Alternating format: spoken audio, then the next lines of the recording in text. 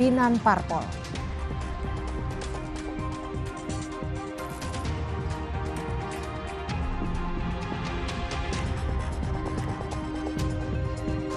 Jakarta kondusif, Pemprov Jakarta kembali gelar Car Free Day usai rentetan demo.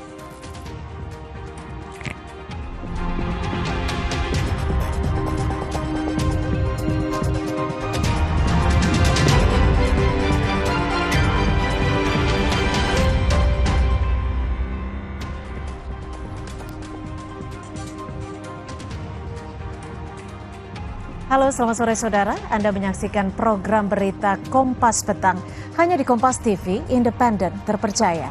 Bersama saya Cynthia Rompas. Dan saya Yasir Nene Ama, saudara. Informasi pertama kami awali dari Jakarta. Presiden Prabowo Subianto memanggil pimpinan parpol dan ketua lembaga berupaya meredam eskalasi demonstrasi di Jakarta dan sejumlah daerah. Seluruh pimpinan partai politik yang memiliki kursi di DPR hadir di istana, saudara. Mereka mendampingi Presiden Prabowo Subianto menyampaikan keterangan terkait dengan kondisi terkini. Prabowo menyampaikan menghargai dan menghormati aspirasi masyarakat dan meminta polisi mengusut secara transparan kasus meninggalnya sopir ojol Afan Kurniawan dan memerintahkan TNI Polri untuk menjaga fasilitas umum serta menindak para pelanggar hukum yang menyusupi demo murni penyampaian aspirasi. Bismillahirrahmanirrahim. Assalamualaikum warahmatullahi wabarakatuh. Menghormati dan terbuka terhadap kebebasan penyampaian pendapat dan aspirasi yang murni dari masyarakat. Terhadap petugas yang kemarin melakukan kesalahan ataupun pelanggaran, saat ini kepolisian negara Republik Indonesia telah melakukan proses pemeriksaan. Ini telah saya minta dilakukan dengan cepat, dengan transparan. Aspirasi murni yang ingin disampaikan harus dihormati. Hak untuk berkumpul secara damai harus dihormati dan dilindungi. Namun kita tidak dapat pungkiri bahwa sudah mulai kelihatan gejala adanya tindakan-tindakan di luar hukum, bahkan melawan hukum, bahkan ada yang mengarah kepada makar kepada pihak kepolisian dan TNI. Saya perintahkan untuk mengambil tindakan yang setegas-tegasnya terhadap segala macam bentuk pengerusakan fasilitas umum, penjarahan terhadap rumah individu ataupun tempat-tempat umum atau sentra-sentra ekonomi. Sebelumnya, saudara, Presiden Prabowo memanggil petinggi partai politik istana pada Minggu siang, namun ketua umum maupun perwakilan partai politik yang hadir ke istana mengaku tidak tahu apa yang menjadi pembahasannya. Ketua umum partai politik mulai berdatangan ke kompleks Istana Kepresidenan, mulai dari Ketua Umum Partai Golkar, Bahlil Lahadalia, Ketua Dewan Kehormatan Gerindra sekaligus Ketua MPR, Ahmad Muzani, lalu ada Ketua Umum PKB, Muhaimin Iskandar, Ketua DPP Partai Demokrat Edi Baskoro Yudhoyono. Selain itu juga, saudara, hadir ada Ketua PAN Zulkifli Hasan.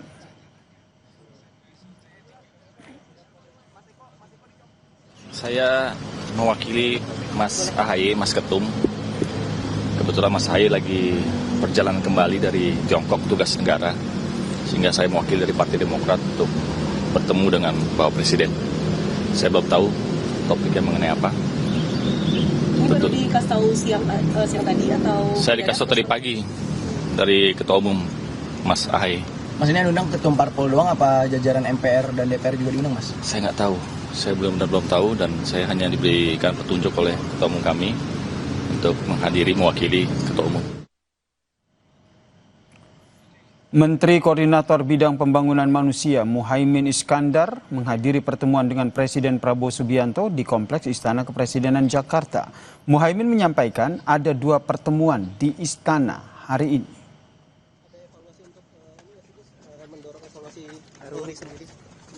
Semua harus evaluasi. RUU perampasan aset ada. Semua harus evaluasi. Hari ini saya bersama siapa saya nggak tahu, pokoknya akan ada pertemuan dengan Presiden. Terus yang kedua nanti akan ada rapat kabinet. Iya, dari kemarin sudah janjian. Kalau untuk sidang kabinet itu nanti jam 3. Sidang kabinetnya tadi kan Nggak tahu ini, kita tunggu aja. Lalu apa saja yang dibahas Presiden Prabowo bersama dengan petinggi partai politik serta apa yang dibahas dalam rapat kabinet ini, saudara? Kita sapa jurnalis Kompas TV Alfania Rizky dan juru kamera Feriska Emmanuel dari Kantor Kepresidenan Jakarta. Alfa, kalau kita lihat apa yang menjadi penekanan dari Presiden Prabowo soal penanganan demo dan juga tentu saja pengusutan kasus dari Afan Kurniawan ini?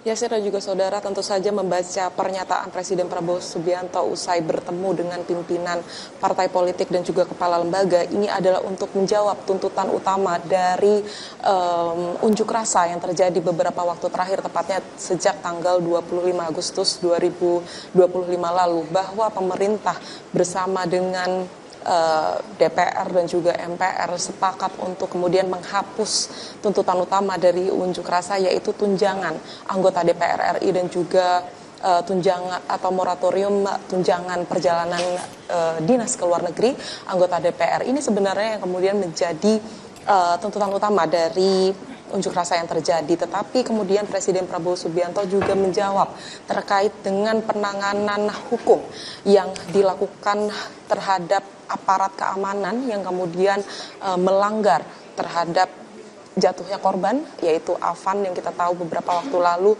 Ini juga diminta untuk dilakukan tindakan tegas dan kemungkinan besar memang arahnya ada penanganan secara hukum karena ini sudah melibatkan korban jiwa, dan ini kemudian yang 2 hal yang bisa kami tangkap dibahas oleh Presiden Prabowo Subianto dengan kepala lembaga DPR dan MPR serta pimpinan partai politik. Tetapi ia juga menyebutkan bahwa pimpinan partai politik ini sepakat untuk kemudian mencabut keanggotaan anggota partainya yang kemudian ada di DPR atau duduk di DPR yang kemarin memberikan pernyataan-pernyataan yang menyakiti masyarakat, menyakiti hati masyarakat atau memicu adanya unjuk rasa ini atau kontroversial.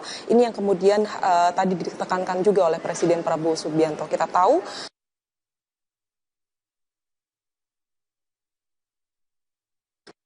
dengan usai bertemu Presiden dan menyatakan bahwa penonaktifan atau pencabutan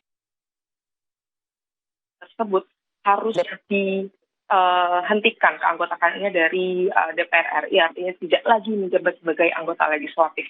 Ini yang kemudian bisa meredam aksi unjuk rasa yang beberapa hari terakhir terjadi. Tetapi lagi-lagi Presiden Prabowo Subianto juga mengimbau dan meminta para partisipan unjuk rasa, kalau memang ingin menyampaikan aspirasinya, harus berada di koridor yang tepat karena saat ini eskalasinya sudah meningkat dan perintahnya kita tahu kemarin bahwa arahan dari Presiden Prabowo Subianto untuk kemudian mengambil langkah tegas-tegasnya terhadap aksi unjuk rasa yang kemudian dirasa melanggar hukum, baik itu aksi vandalisme, kemudian pengerusakan fasilitas umum, tetapi lagi-lagi yang juga dinantikan oleh publik, pengusutan dari dugaan-dugaan pengerusakan itu, apakah memang dilakukan oleh para partisipan unjuk rasa atau ada pihak-pihak lain yang kemudian menunggangi? Karena ini juga tadi disebutkan oleh Presiden Prabowo Subianto.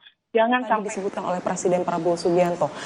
sampai ada yang terprovokasi kalau memang ada pihak-pihak yang ingin menunggangi agenda besar yang ingin disampaikan oleh partisipan unjuk rasa ini.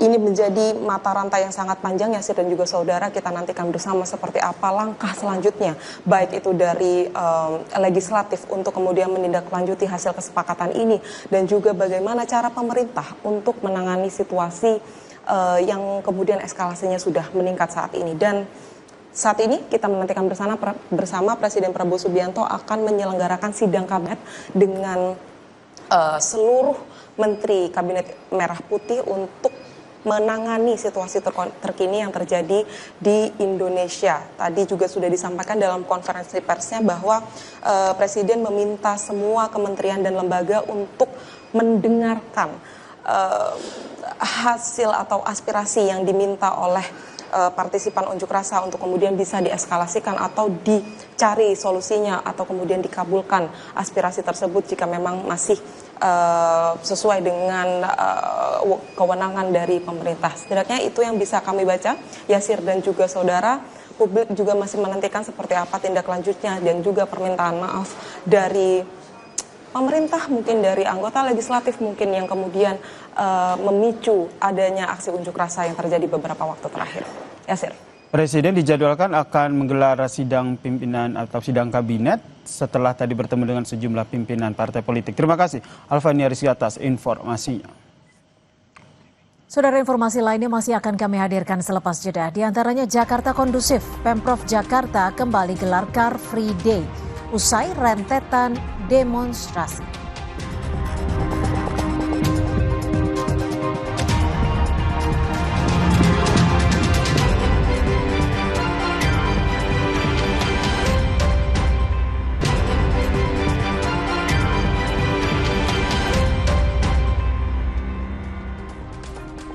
Terima kasih Anda masih bersama kami di Kompas Petang. Saya Cynthia Rompas. Saudara mantan Menko Polhukam Mahfud MD menyatakan korban yang ditimbulkan saat pengamanan demo menjadi tanggung jawab atasan dari aparat.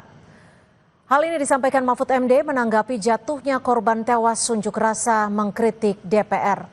Unjuk rasa yang berlangsung dalam beberapa hari terakhir menyebabkan pengemudi ojek daring Afan Kurniawan tewas karena terlindas mobil rantis Polri.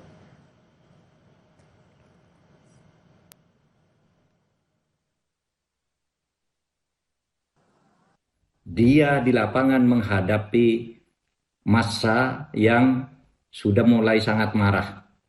Nah, oleh sebab itu ini yang harus bertanggung jawab adalah atasan dalam memberi komando itu supaya cermat dari waktu ke waktu gitu. Jangan sampai terjadi korban di kalangan aparat dan rakyat. Yang saya lihat sekarang ini terjadi bentrokan antara rakyat melawan aparat. Padahal aparat itu hanya menerima tugas, tidak ikut mengambil keputusan politik.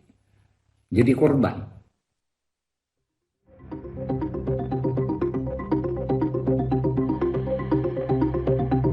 Presiden Prabowo Subianto memerintahkan Kapolri Jenderal Listio Sigit Prabowo dan Panglima TNI Jenderal Agus Subianto untuk mengambil langkah tegas terhadap aksi unjuk rasa yang melakukan tindakan perusakan.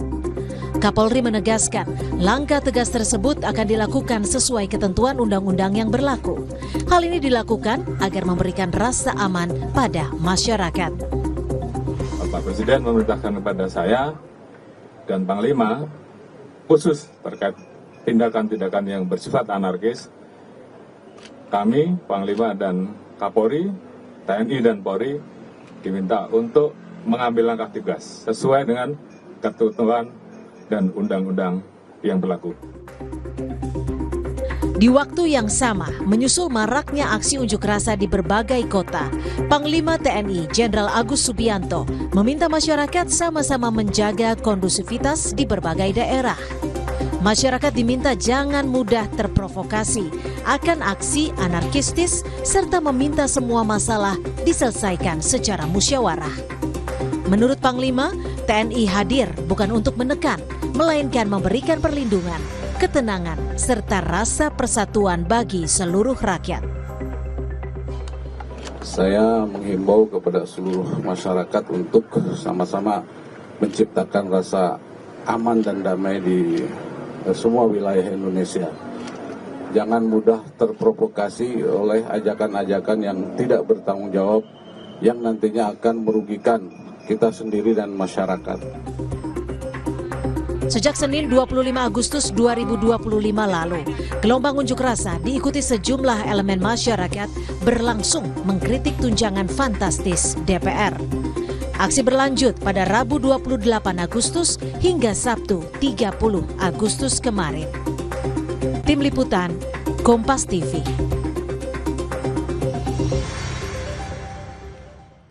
Presiden Prabowo Subianto memanggil pimpinan parpol dan ketua lembaga berupaya meredam eskalasi demonstrasi di Jakarta dan sejumlah daerah. Seluruh pimpinan partai politik yang memiliki kursi di DPR hadir di istana. Mereka mendampingi Presiden Prabowo menyampaikan keterangan terkait kondisi terkini. Prabowo menyampaikan menghargai dan menghormati aspirasi masyarakat dan meminta polisi mengusut transparan kasus meninggalnya sopir ojol Afan Kurniawan dan memerintahkan TNI Polri untuk menjaga fasilitas umum serta menindak para pelanggar hukum yang menyusupi demo murni penyampaian aspirasi. Presiden Prabowo menjamin demo atau penyampaian aspirasi dihormati, namun pelanggar hukum akan ditindak. Selengkapnya kita bahas bersama penasihat ahli Kapolri Arianto Sutadi dan dosen hukum tata negara Universitas Andalas Ferry Amsari. Selamat sore Bung Ferry, selamat sore Pak Arianto. Terima kasih sudah bergabung bersama kami di Kompas Petang. Ibu, selamat sore. Sore Mbak Cynthia. Ya, selamat sore.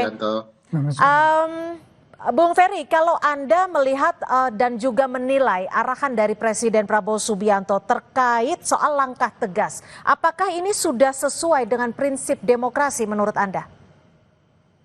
Saya pikir sikap Presiden tidak terlalu tepat ya. Pertama, harusnya Presiden malah memastikan agar Panglima TNI dan Kapolri tidak melakukan perintah yang membuat publik terluka. Misalnya dengan meminta kepada Panglima TNI dan Kapolri agar jangan lagi melukai warga. Jadi tugas kepolisian adalah memastikan pengawalan aksi dan memastikan tidak terjadi upaya menyelundupkan kepentingan-kepentingan sehingga merusak wajah aksi itu. Saya tidak punya keyakinan bahwa para pelaku demonstrasi melakukan tindakan-tindakan yang anarkis berupa pembakaran berbagai kantor yang menjadi pusat kekuatan keamanan kita seperti kantor kepolisian. Mereka nggak mungkin bisa membakar kantor kepolisian dengan leluasa, apalagi membakar fasilitas umum. Oleh karena itu yang perlu diberikan oleh Presiden kepada publik adalah rasa perlindungan, yaitu pastikan aparat tidak memukul mereka. Dengan demikian publik juga akan merasa diayomi oleh Presiden. Jadi tidak ada upaya publik untuk kemudian melakukan langkah-langkah perlawanan yang sifatnya meragukan kredibilitas negara. Pak Arianto, sebenarnya arahan dari Presiden yang sudah disebutkan oleh Kapolri dan juga Panglima ini, koridornya sejauh mana sih kalau kita bicara soal aksi anarkistis? Ya, kalau dari pandangan saya ya, Pak Presiden. Saya harusnya sebaliknya agar mampu merangkul besar dan publik luas bahwa Presiden betul-betul mampu membahagiakan publiknya. Oke, gimana Pak Arianto? Kalau dari pandangan saya ya, Pak Presiden itu memberikan arahan itu tadi karena melihat kejadian akhir-akhir ini. Ini kan dalilnya kan unjuk rasa kemudian terjadi orang meninggal. Langsung dikonotasikan bahwa ini aparat memberangus orang berunjuk rasa sampai menimbulkan meninggal. Padahal yang terjadi di lapangan itu adalah di tengah-tengah ada praktek unjuk rasanya sudah selesai, kemudian kelompok yang lain itu adalah penyusup yang hanya untuk membuat kegaduhan, sehingga timbulnya kegaduhan. Dan kemudian bahkan terjadi pengerusakan, seperti terjadi mengerusak Asama Brimob itu bisa dimaklumi ya, karena itu mungkin marah rakyat karena itu ya. Tapi kan itu bukan dalam rangka unjuk rasa itu loh. Jadi sekarang akibat daripada begitu masifnya, selama ini polisi nggak berdaya sama sekali itu. Kemudian penjaraan di mana-mana terjadi dan tidak ada tindakan apa-apa. Itu akibat daripada kondisi yang sedemikian masif. Mengukur aksi anarkistisnya melalui tahap-tahap seperti apa? Bisa diukurnya, tolak ukurnya seperti apa? Nggak usah diukur tahap-tahapnya, Bu. Yang namanya anarkis itu adalah perbuatan kalau merusak, ya itu anarkis. Tetapi kalau cuma ngomong-ngomong di depan itu orasi itu namanya unjuk rasa. Oke. Ini kan yang terjadi sekarang kan yang terjadi di lapangan itu adalah unjuk kerusuhan-kerusuhan ataupun bukan unjuk rasa ya. Penyerangan-penyerangan akibat kemarahan masyarakat itu tadi. Yang itu disusupi oleh orang lain pasti. Nah itulah yang harus ditindak juga. Jadi menurut saya sih arah Pak Presiden itu tadi untuk mengingatkan ya kepada para yang menyampaikan unjuk rasa itu marilah kita secara damai. Tetapi kepada perusuh itu harus ditindak. Oke, tapi mohon maaf saya potong Pak Arianto. Kalau kita lihat dari aksi unjuk rasa ini kan bukan hanya berlangsung Sabtu ataupun Jumat kemarin, tapi berlangsung sejak hari Senin 25 Agustus 2025 di mana massa aksi tidak bisa menyampaikan suaranya di depan bahkan di depan gedung. Saya tidak percaya itu, Bu. Saya tidak percaya dengan massa tidak bisa menyampaikan aksi ya, Bu. Karena ya protap daripada polisi kalau menghadapi ini unjuk rasa itu memang macam-macam, Bu. Tugas polisi di situ bertumpuk-tumpuk. Ya, satu, kepada yang mengajukan orasi, dia harus melindungi, memberikan kesempatan. Kepada penonton, dia harus mengundi pengamanan. Tetapi kepada perusuh, polisi harus bisa mencegah, jangan sampai orang itu memprovokasi. Kepada orang-orang yang sudah anarkis, polisi harus bertindak, menangkap dan memproses itu. Itu yang terjadi itu. Jadi kalau selama ini tidak bisa dikatakan bahwa itu proses unjuk rasa, kita tidak bisa menyampaikan orasi karena represif. Itu saya tidak percaya lagi karena saya melihat kenyataan yang di lapangan yang terjadi sekarang ini adalah kerusuhan gitu. Unjuk rasanya ya, contoh saja. Yang waktu buruh kemarin tuh, unjuk rasa buruh selesai itu sampai jam 1. Tapi kemudian yang datang berikut-berikutnya sampai sore itu kan perusuh jadinya yang terjadi, bukan pengunjuk rasa. Baik. Ini yang makanya ini narasi ini harusnya jangan dipublikasikan sehingga tidak mendidik rakyat gitu. Saya gitu, Bu. Terima kasih. Anda sepakat, Bung Ferry, atas pernyataan Pak Arianto? Cukup jelas pernyataan Pak Arianto ya, bahwa pelaku kerusuhan bukanlah massa aksi, tetapi orang di luar massa aksi. Pertanyaan besarnya, siapa mereka pelaku kerusuhan? Kenapa kemudian diidentikan dengan massa aksi? Di beberapa bukti yang disebarkan oleh masyarakat di media sosial Pak Arianto, itu jelas di antara pelaku kerusuhan itu adalah aparat sendiri dan militer. Itu sebabnya ini perlu diwaspadai, jangan sampai ada upaya menunggangi inti dari persoalan yang disampaikan publik menjadi persoalan yang bergeser ke arah poin keamanan. Itu sebabnya saya dan teman-teman meminta agar militer kembali ke barak. Ini urusan sipil bisa diselesaikan dengan cara-cara sipil. Kedua, banyak sekali langkah-langkah kepolisian itu bukan langkah-langkah persuasif. Mestinya dari awal masa aksi itu memang dikawal, bukan untuk dipukul. Nah, apakah kemudian ada upaya-upaya kepolisian untuk kemudian melakukan suasana kebatinan masa aksi menjadi bergejolak juga terbukti. Kalau Pak Arianto mau fair, kemarin di Polda Metro Jaya, sebagian dari kepolisian itu makan dengan lahapnya di atas, padahal orang sedang melakukan unjuk rasa. Jadi ada kesengajaan untuk mempertontonkan amarah publik untuk memancing. Sehingga ada kemungkinan dengan cara-cara tersebut dilakukanlah tindakan-tindakan untuk kemudian memaksa publik mundur. Nah, bagi saya, aparat dan militer harus sama-sama menjalankan konstitusi, di mana fungsi mereka dijalankan dengan baik. Yang perlu dilindungi itu rakyat, bukan rakyat yang kemudian dipukuli, begitu ya. Bagaimana Pak Arianto, ketika apa yang disampaikan Bung Ferry, jika memang itu benar yang terjadi di lapangan, evaluasinya akan seperti apa dari Polri sendiri? Saya tidak menyangkal ya apa yang disampaikan Pak Ferry itu kan. Tapi itu hanya sebagian daripada yang diviralkan. Sedangkan yang polisi yang on the right track, yang berhasil, yang bisa mengamankan selama ini jarang diviralkan. Tetapi apabila kekerasan itu melibatkan aparat, itu pasti viralnya cepat sekali. Sedangkan ada anggota polisi yang dia diajar oleh massa, itu kan banyak sekali. Kemarin juga dari rekaman-rekaman itu juga ada itu. Jadi intinya begini ya, polisi ya dari dulu itu sudah berusaha untuk menyadari bahwa sejak ada undang-undang penyampaian pendapat di muka umum itu, kita sudah dididik ya Pak. Dalam menangani unjuk rasa itu tugas pokok kita adalah memberi kesempatan dan melindungi mereka bisa berorasi secara damai.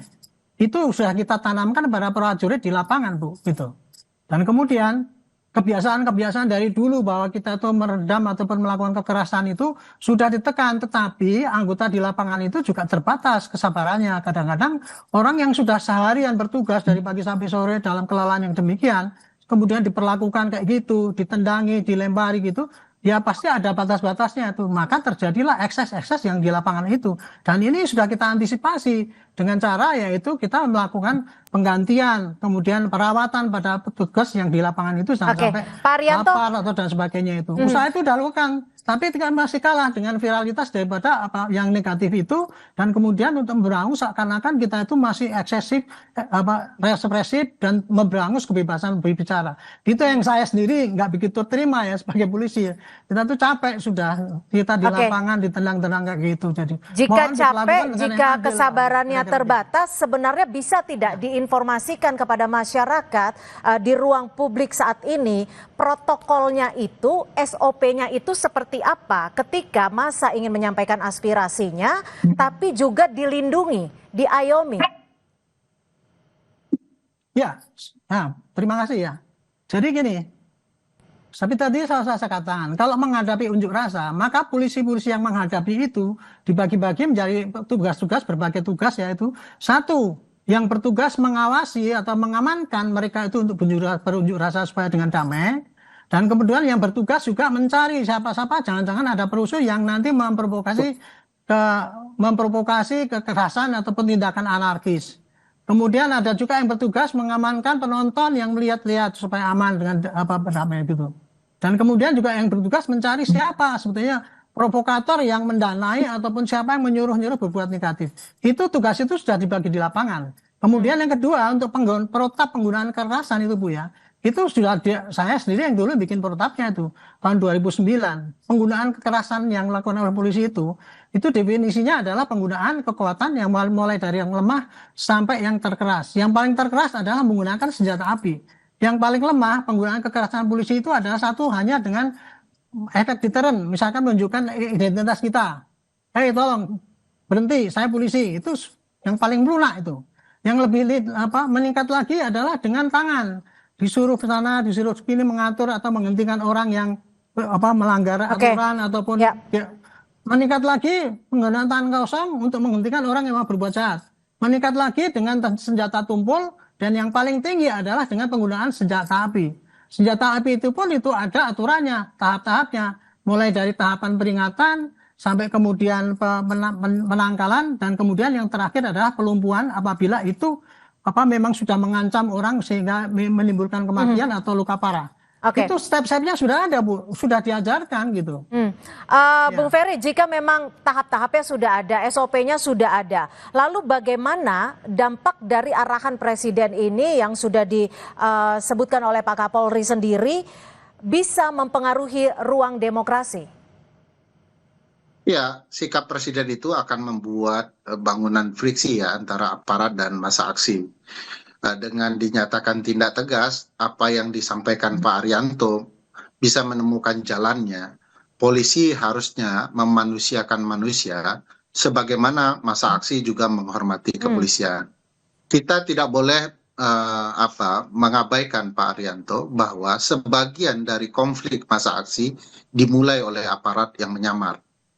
Pak Arianto tahulah pola-pola seperti ini. Saya dari dulu adalah bagian dari massa aksi publik. Saya tahu siapa yang melempar, itu bukanlah dari masyarakat sipil. Fakta-fakta video yang tersebar di masyarakat memperlihatkan itu. Nah, kalau massa aksi terpancing emosinya, polisi jangan memukul. Kita ikut memviralkan ke Pak Arianto, ada polisi yang sangat baik ya menyampaikan respon bahwa kami ini juga rakyat. Kami juga peduli dengan Anda. Itu kita sebarkan. Ya, sama-sama, itulah cara polisi ya, itulah cara juga, polisi profesional bekerja. Tapi kebanyakan kan tidak begitu. Kebanyakan malah terlibat dalam upaya-upaya yang menurut saya disengaja untuk membenarkan tindakan represifnya. Nah, ini yang kemudian harus disikapi. Dengan adanya pernyataan Presiden, malah itu akan membuka. Harus diingat, polisi itu adalah sipil yang dipersenjatai. Sekali lagi, sipil. Sementara sikap dari Kapolri mengatakan kami adalah prajurit. Sehingga kami siap diperintah presiden dalam hal apapun. Pernyataan Kapolri dia adalah perjuri itu sudah salah. Dia adalah sipil ya yang dipersenjatai. Sipil sesama sipil. Tugas polisi mengayomi, melindungi ya. Itu perintah konstitusionalnya. Tidak ada tugas polisi itu melindas. Jadi jangan salahkan publik kalau kemudian ada langkah-langkah konstitusional yang dilanggar oleh polisi. Ini harus direspon dengan baik hati dan luhur budi, Pak Arianto, sehingga Kapolri itu harus lebih persuasif, bahasanya lebih baik, lebih ringan diterima publik ya. Tidak sekedar meminta maaf kepada korban, tapi memastikan pasukannya lebih baik di lapangan. Itu sebabnya itu bahaya pilihan sikap presiden itu, dan dilanjutkan dengan perintah Kapolri untuk tembak. Bagi saya tidak wajar ya rakyat menembak rakyat. Jangan mentang-mentang rakyat dipersenjatai lalu dia boleh menembak rakyatnya sendiri. Oleh karena itu perlu upaya persuasif yang lebih baik, dan mohon presiden meringankan situasi dengan menyatakan tolong polisi. Bung Ferry, jadi artinya Anda menyebut bahwa apa yang menjadi arahan presiden ini tidak menenangkan situasi, dan bagaimana menurut Anda terkait dengan pelibatan TNI? Tapi dijawabnya usai jeda, tetap bersama kami di Kompas Petang.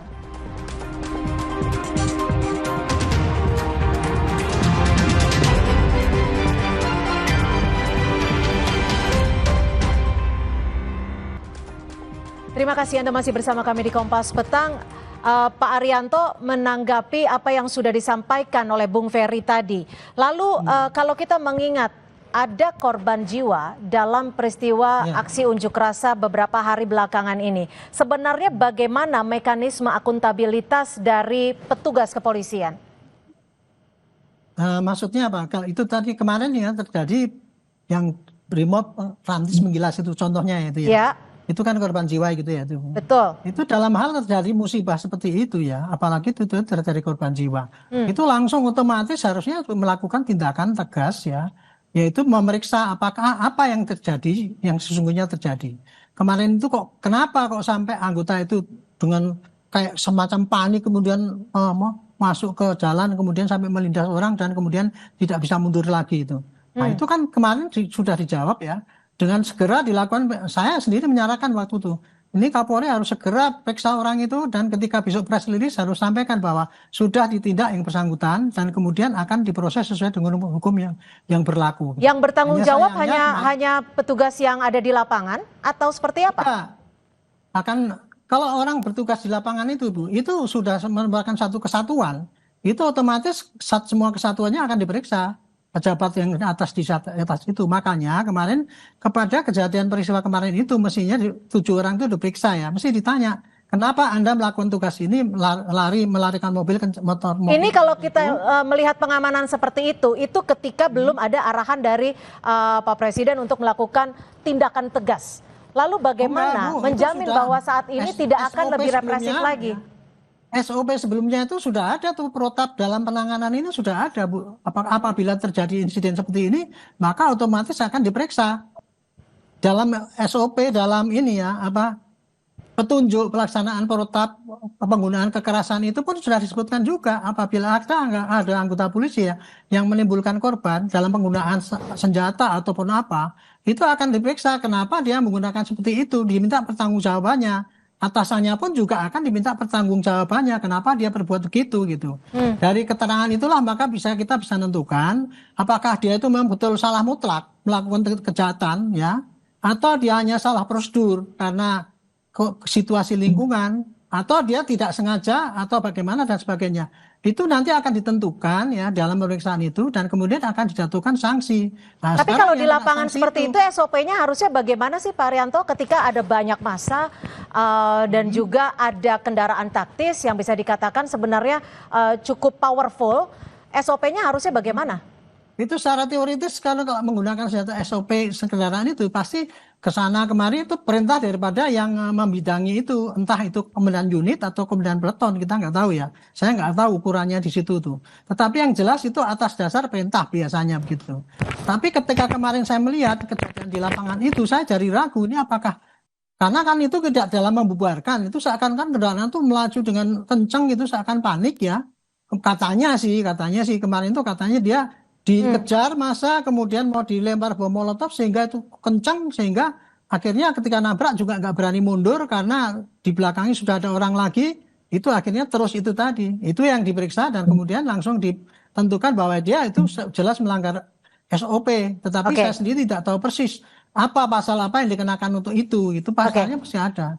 Oke, Bung Ferry, bagaimana Anda melihat seperti ini? Jika memang betul ada kesalahan SOP, apakah menurut perspektif Anda hal ini bisa menjadi suatu hal yang mungkin bisa dimaklumkan? Dan juga bagaimana kita melihat jika memang ada pelibatan TNI dalam penanganan aksi unjuk rasa? Apakah ini suatu hal yang demokratis ketika kita tahu bahwa fungsi TNI dan fungsi Polri sendiri bisa dikatakan berbeda?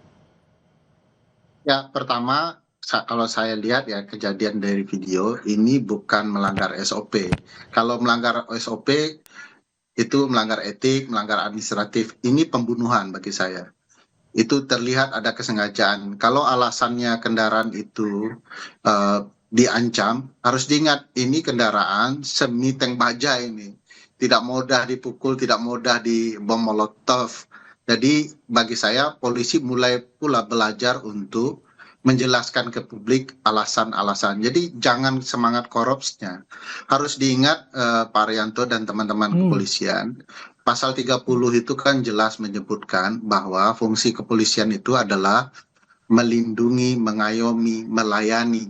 Di mana konsep melayaninya jauh tertinggal di dalam aksi-aksi seperti ini. Oleh karena itu, ketika kekacauan muncul, timbullah upaya pihak lain yang bernama militer untuk masuk. Bagi saya, mari polisi dan publik berangkulan memastikan motif kerusakan ini dilakukan oleh oknum-oknum, dan pastikan juga pimpinan-pimpinan yang memerintahkannya diberikan sanksi.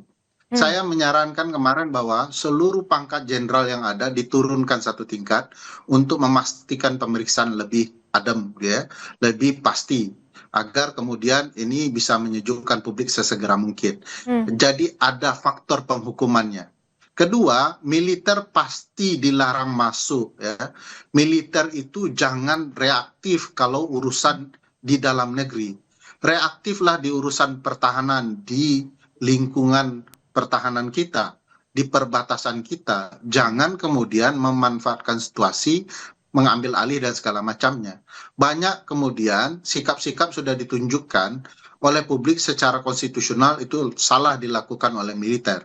Kemarin mahasiswa sudah meminta militer untuk kembali ke barak, untuk mengurus kesejahteraan prajurit dan serius dalam hal itu.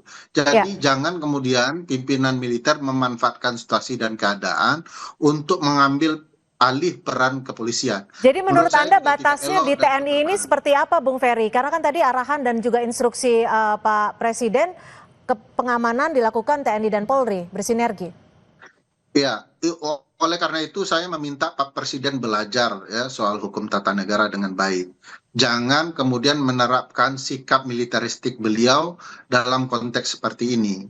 Dengan kemudian memerintahkan Panglima, dia kan harusnya bilang begini. Satu, tidak boleh kemudian kepolisian memukul warga. Amankan dan pastikan persuasifnya muncul. Pastikan cara melayani muncul. Presiden kemudian memerintahkan kepada militer untuk mundur. Ya. Tidak boleh militer ikut campur urusan ini. Saya tidak bisa melihat bahwa ada ruang bagi presiden untuk memastikan militer kembali ke barak.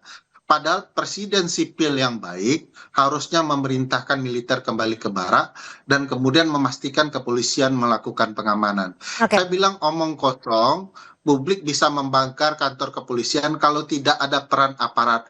Baik aparat yang berbaju coklat maupun berbaju hijau. Tidak mungkin publik nonsen, ya. Itu tidak mungkin. Dalam konsep apapun tidak bisa.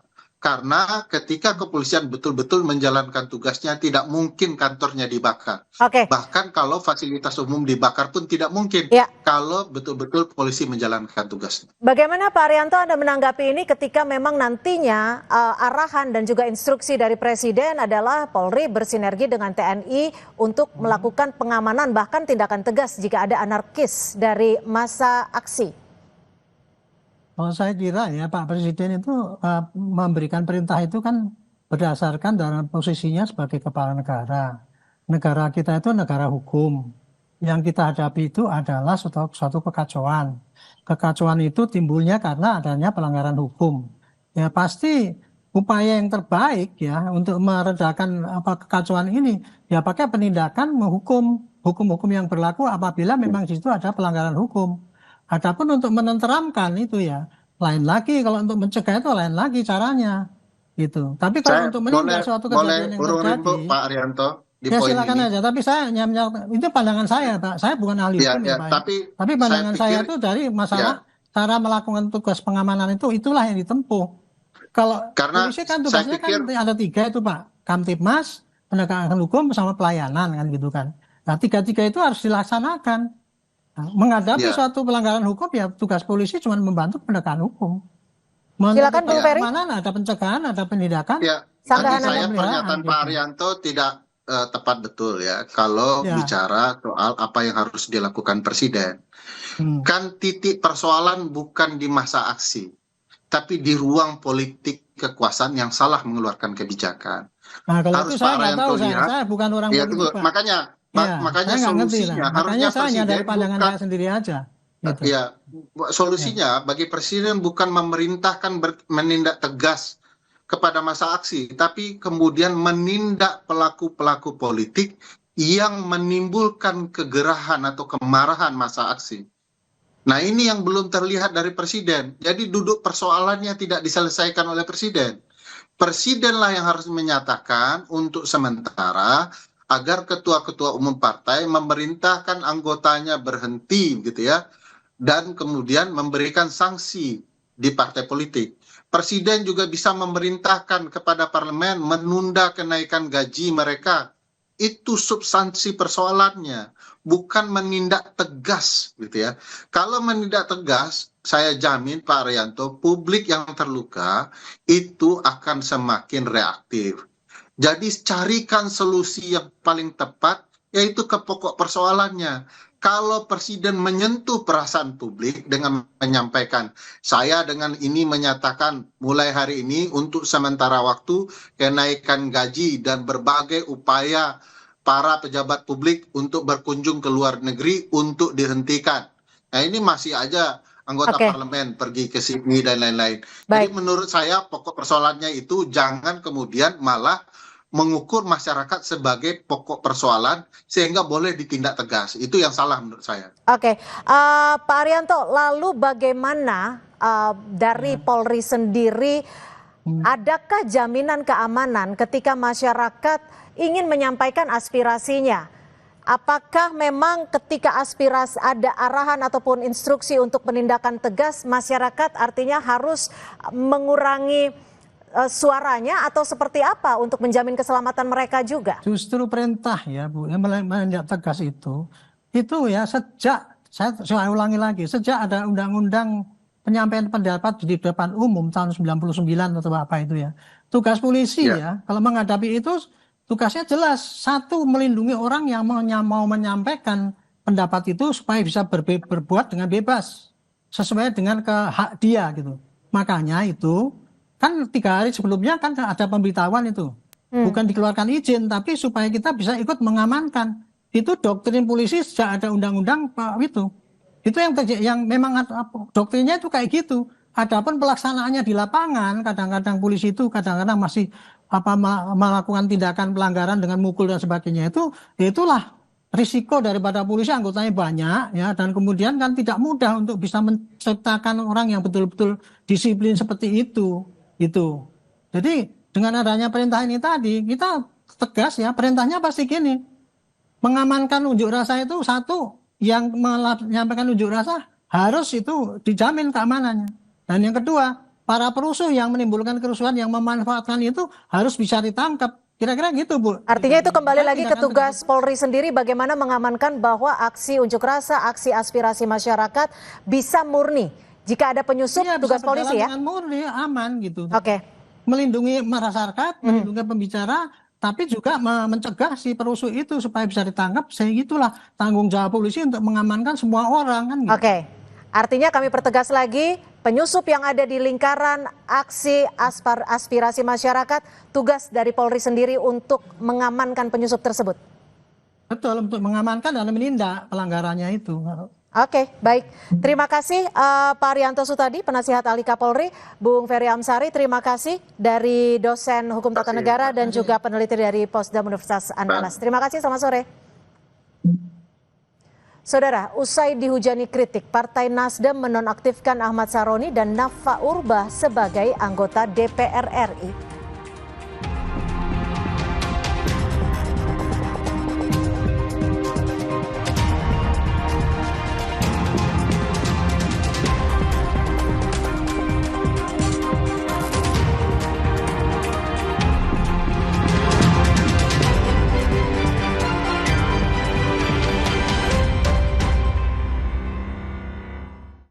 Partisipasi perempuan dalam transisi energi di Indonesia dinilai timpang. Salah satunya